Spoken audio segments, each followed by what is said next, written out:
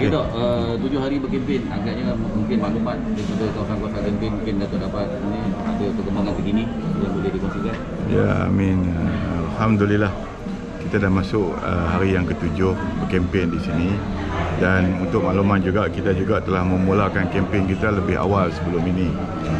Jadi apa yang kita lihat dalam tempoh 7 hari kita bergerak ini, rata-rata kita pergi ke kawasan-kawasan walaupun tidak secara go direct to the person, tetapi secara rambang, ya, kita melihat bahawa respon terhadap kehadiran pejuang adalah begitu positif, dan ini memberi satu gambaran yang baik buat kita, terutamanya parti yang baru, yang mana baru berusia 6-7 bulan, tetapi rata-rata orang berasa keyakinan kerana parti ini dipimpin oleh orang yang berpengalaman dan orang yang telah mencipta sejarah dan mempunyai sejarah-sejarah yang tertentu. So maka ini juga memberi satu impak yang besar kepada kedudukan pejuang itu sendiri. Jadi berkenaan dengan calon-calon yang telah kita putuskan untuk bertanding juga, rata-rata kebanyakan daripada mereka adalah bukan yang berlatar belakangkan politik. Rata-rata masih baru yang di dalam politik, tetapi mempunyai nasionalisme yang tinggi, iaitu nasionalisme tentang soal bangsanya, agama dan negaranya. Maka ini adalah keutamaan yang perlu kita ketengahkan, kerana apa yang berlaku dalam negara kita ini, bila datangnya pilihan raya, akan ada semua pihak bercakap tentang soal rakyat, tentang soal kepentingan rakyat. Tetapi pada akhirnya, rakyat hanya menjadi alat, seperti mana berlaku di negeri Johor ini juga. Bila mana kita tahu bahawa tempoh untuk tamat kuasa yang diberi oleh rakyat iaitu pada 8 Mei 2023. Tetapi kerana kegagalan dan pencakaran mereka telah mencetuskan satu perkara yang mengheret rakyat kepada kancah gila kuasa dan juga kancah salah guna kuasa yang dilakukan oleh mereka.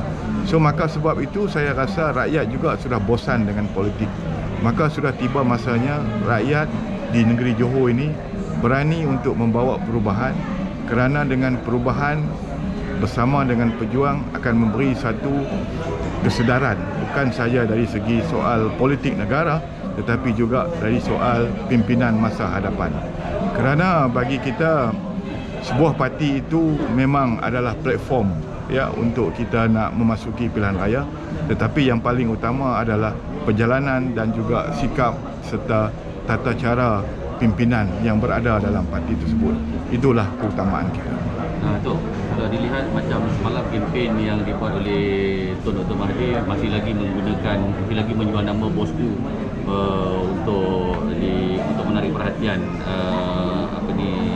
orang yang pengundi-pengundi yang datang. Ini Tok rasa kesan dia tu, adakah benda tu masih lagi berkesan? Sebab kadang-kadang kan rata-rata di sini tinjauan yang kita orang buat seolah-olah macam berkenaan tentang bosku ni macam dah tak relevan lagi. So apa? Dia tak relevan dari segi apa? Dia ada dua faktor. Adakah dengan faktor menyebut bosku menjadi tidak relevan, atau orang masih lagi nak bersama dengan bosku kerana yakin dengan kepimimpinannya? So dia ada dua perkara. Sama ada mereka bosan dengan bosku atau mereka bosan untuk kita mengkritik bosku. Tetapi masalah dia yang sebenarnya adalah realiti yang kita harus ingat, bahawa kesan daripada apa yang dilakukan oleh Datuk Seri Najib bukannya berlaku dalam kesannya dalam jangka masa pendek, tetapi kesan yang berlaku ini adalah kesan jangka masa yang panjang. Kerana hari ini kita tahu bahawa hutang yang dilakukan oleh YNDB iaitu selalu salah satu daripada hutang yang memberi kesan yang begitu panjang kepada rakyat, dan rakyat terpaksa menanggung kos tersebut. Dan baru-baru ini juga kita tahu pembicaraan yang berlaku di Amerika Syarikat telah mengeluarkan lebih banyak bukti, ya, yang mana salah laku dan juga strategi kotor yang digunakan bagaimana cara untuk menutup kemungkaran itu, dan juga bagaimana untuk mendapat dana daripada Goldman Sachs. Maka ini adalah satu perkara yang dianggap luar biasa, dan sebab itu bagi saya dia adalah sejarah di dalam negara kita. Dan untuk menyebut bosku, apa malu bosku ini adalah satu daripada trademark yang diguna oleh pihak lawan kami, menganggap bahawa ini adalah perkara yang tidak perlu ada malu. Saya rasa ini satu perkara yang cukup kotor dan ia juga akan boleh memberi kesan kepada generasi kita. Maka bagi saya, pencuri tetap pencuri, dan beliau juga telah jatuhkan hukuman 12 tahun penjara dan juga denda, dan mungkin ada lagi kesnya yang masih lagi dibicarakan.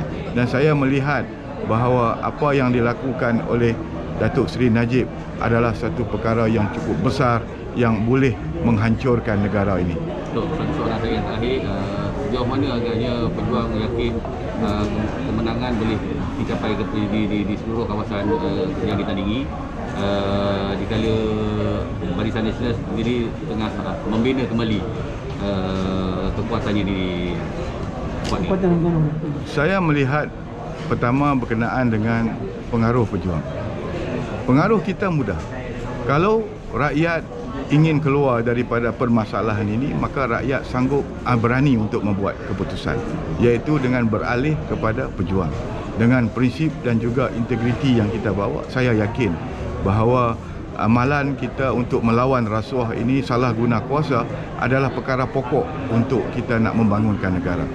Tetapi kalau sekiranya rakyat masih menganggap bahawa dengan mencuri harta rakyat, dengan memperalatkan rakyat, dan juga masih lagi ingin berpegang kepada parti yang kononnya sebuah parti yang wujud dari sejak kita merdeka dan sampai hari ini menjadi satu keutamaan, saya rasa rakyat lebih utamakan parti daripada negara sekiranya memilih sebegitu.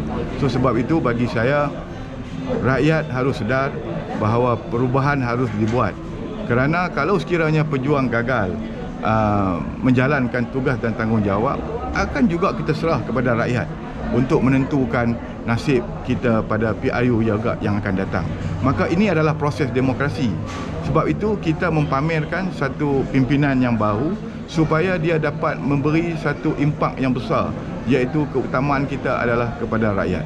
Bagi saya, Barisan Nasional hanyalah retorik, menggunakan retorik, yang mana kita tahu bahawa Barisan Nasional juga telah dikuburkan di bumi Johor ini.